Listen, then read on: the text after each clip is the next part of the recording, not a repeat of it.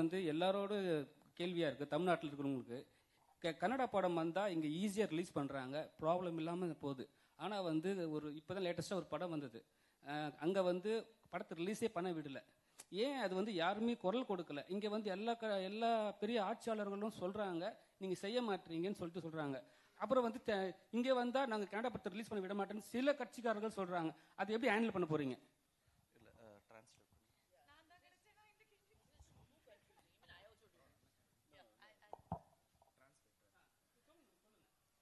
So he's just asking you, like, it's a little difficult to actually release Tamil movies in Karnataka.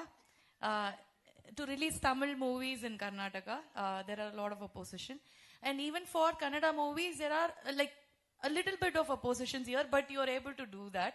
So why is it so, and why you're not raising voice against that when Tamil movies are being, released in Karnataka, is what he's asking. Sir, now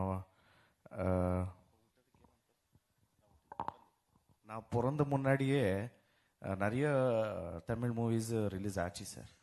so ஒன்றுமே stop பண்ணல sir. இங்கே வந்து Kamal sir கொடுத்த ஒரு statement அங்கே offend ஆகிட்டார் sir. என்ன சொல்கிறேன்னா, டைரெக்ட் ஓப்பனாக சொல்கிறேன் சார். இங்கே வந்து everybody love there mother tongue and same sir, we adore our mother tongue. When it comes to our mother tongue, definitely people will react, sir.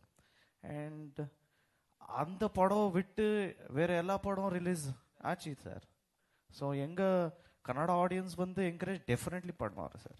When it comes to their self respect or mother tongue, definitely they will oppose. This is the straight answer sir. இல்லை, இவர் கேட்டதுலேயே அதே ஒரு question தான். ஏன் அங்கே உள்ள artist கூட வந்து குரல் கொடுக்க மாட்டேன்ட்டாங்க?